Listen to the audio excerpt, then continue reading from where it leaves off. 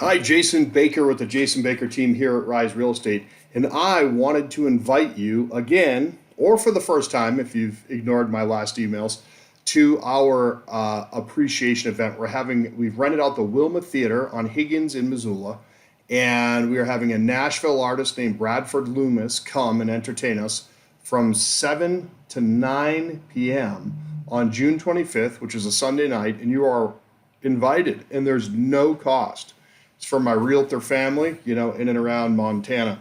I consider myself super blessed to be able to work with many of you and hope to meet some of you and work with you in the future. But either way, I just thought it would be a good way, a little summer kickoff there and just a way to have fun and relax in an otherwise crazy business sometimes, especially during a shifting market. So this segment, I usually do some trainings or some sales stuff, but until we get this right, sometimes it's hard to sell. So I want to spend a week on mindset. Well, giving, abundance and giving and sharing in that concert with many of you. Hopefully that can come. But also, I just want to I want to talk to the leaders today. And in real estate, we're either, leaders of our family, leaders of ourselves, leaders of our clients, team leaders, brokers. There could be, we're all leaders in some way. So I wanted to give you some of these thoughts. And I hope one of these thoughts will help you in some way. And if not, you can always just delete the email. I always say that. You're probably sick of that joke. But anyway, you cannot truly be successful in leadership unless your DNA is intertwined or interwoven in earnest with someone else's journey or success. In other words, the genuine desire to help someone else succeed, in my opinion, is true leadership mastery. It's one of the most scary but profound processes, in my opinion. Examples of leadership, again, in my mind, are dying to self, killing selfish ulterior motives that we sometimes have for some reason, the final bullet to the ego head, unbelievable and oftentimes unnoticed sacrifice, the stuff you do at night for your clients and family and team, showing up when you want to scream, right? Trying to be in a good mood all the time, realizing maybe our systems aren't what we thought, realizing that we're only taking advantage of 20% of the market, for example, like only working with people who we know and we wait for them to call us. Well, and we're doing 5 or 6 transactions a year, and for some people that's okay if like there's a spouse working or something like that. If I didn't close 5 or 6 a month, I'd probably go bankrupt. But anyway, but the fact of the matter is that uh, you know, oftentimes you're going to deal with betrayal. You're going to deal with the confrontation of complacency in yourself and those you lead. Um, Believing in others more than themselves, letting others get the recognition rather than yourself. There's some teams that put their name on all of the transactions, and their buyers agents are rarely ever mentioned. Genuine praise. Think how they feel, right? So I can't tell you what to do, but genuine praise for people, pre-forgiveness in all things. And, certainly we would like to be pre-forgiven, but rarely are as leaders. Doing things when there's a 65% chance the people you're doing them for will leave. It could even be a client, like, like a buyer's been looking at properties with you for 14 days and in a row and 100 hours spent in the car and 10 coffees. And then next thing you know, they walk into an open house and write up a deal with the listing agent. So, but yeah, when so you're doing all of this sacrifice when there's, on a team, there's 50, 60, 70% attrition rate on a team simply most of the time because of accountability, or they give up before they, have enough compound interest built up there. But uh, all while trying to hold yourself and your team or whoever you're leading accountable in a way where you're an encourager, not a policeman or woman. It's really hard. I don't know if any of you can relate, but the hardest part of leadership, though, I think, and I think you could agree with me, is that when people give up, and there's many reasons why this happens, I believe. And they say in real estate there's an 87% chance that people leave the industry in, I don't know, 3, 4, 5 years, something like that. Why? I believe it's the chasm or the difference between the ideal the world has set for them and then consequently the ideal that they set for themselves of what this business is really going to be like. They think it's so glamorous and you're just smoking cigars all the time everywhere, or, in the wine bars and driving a Maserati, or, that'd go over like a lead balloon in Montana, wouldn't it?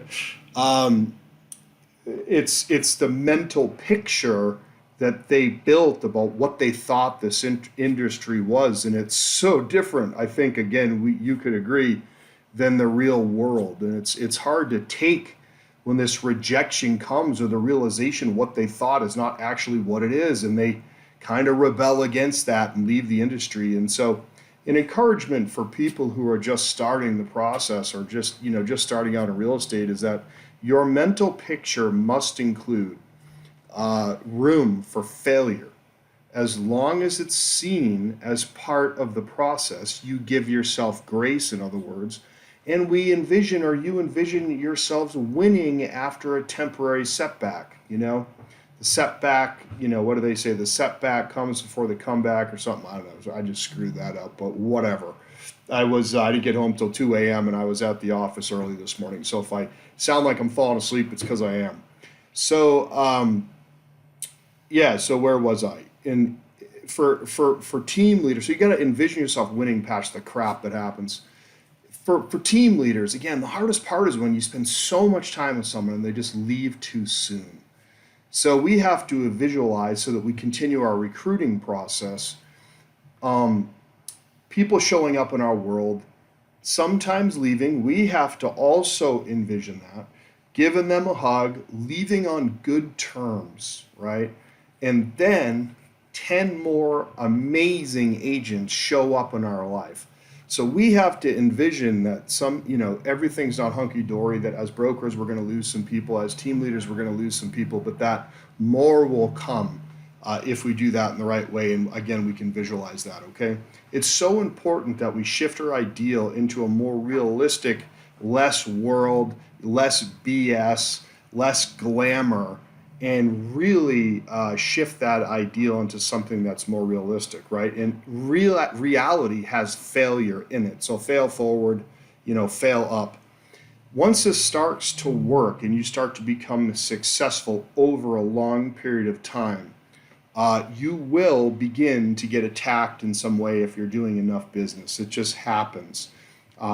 This is usually caused by 2 or 3 things I've come to realize after some of our successes and how we I wouldn't say constantly get attacked, but there's seasons each year that there seems to be 2 or 3 grumpy agents, and I call it the Karen effect, and it's not always it's a lot of times it's guys, but it's still the same effect, with all due respect. But it's number one, sometimes when you're a high producer or you're leading people, it makes them feel uncomfortable, your growth.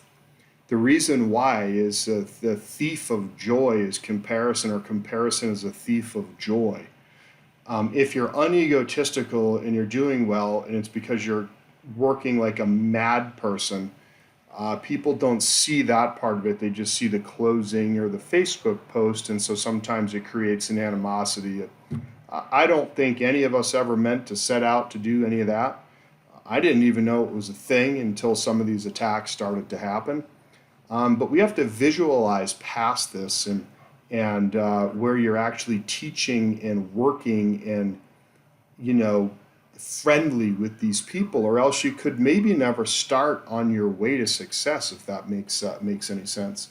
Sometimes there's just number 2, just a dark force that knows you're about to change history for a family, dark to light, and the gnashing of the teeth ensues. So eyes up there for sure, and it is finished for sure. But number 3, change is hard, and it's hard for a lot of people. And the more you change, again, the more uncomfortable you make other people feel. I think a way to kind of combat that is through mentorship and sharing. And that way they kind of know who you are, but some people just aren't open to any of that stuff, and there's not much you can do about that. So control what you can control, okay? Another last night or a couple days ago, sorry, but when I wrote this, it was last night. I wrote this on my porch, sitting there having some mud water in the morning. Last night, my wife Sarah said something to me which I needed, and the more she said, she said, Jason, these things are. She goes, I was reading some scripture while I was getting a vitamin C injection there, and she said, Jason, these things happening actually are confirmation that our course is correct in our lives and our business. In other words, we're out there, we're in the trenches and we're doing something and we're treating people right. And not everybody's going to like us. In other words, business or life attacks and the manner in which they come are not levied against those on the wrong path, because that's where evil wants you. In the same breath, we're not self-righteous or perfect. We're definitely sinners, my wife and I, and definitely not perfect. So we're not trying to be judgy there. Another hard part I see out there for leadership is just true authenticity. In an otherwise inauthentic world, inherently we all want something, all of us, and saying we want those things for others so we can get something is no different than making God a jukebox or putting a tithe or a quarter in there, and out pops a blessing or a song. So get to a point in leadership where your burning desire is actually the people whom you are blessed to lead, and watch authentic, unforced miracles unfold for you and, more importantly, for them.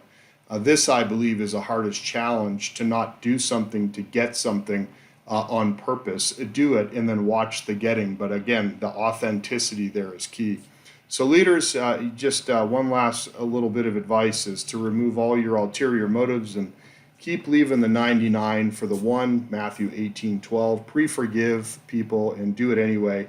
Be the dad and sometimes the son in the parable, the prodigal son, and then which is Luke 15:11 through 32. And then remember to leave your authentic leadership DNA all over the world or the space in which you occupy to try to make it a better place. Support people, encourage people, be there for people, and try to become more selfless. And the reason why I wrote all these things down is because I struggle with all of these things, most definitely. And we have had a few people leave as of late, all hugs, and one of them even made me cookies, which I thought was great.